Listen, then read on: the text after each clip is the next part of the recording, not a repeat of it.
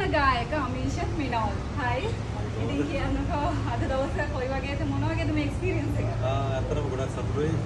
මුලින්ම සුබ පතන්න ඕන මම හිතන්නේ අපේ දිලිප්ට ජයසන්ත අපි කතා කරන් දිලිප්ට කැම්පස් එකේ සුබ පතන මුලින්ම යාගේ.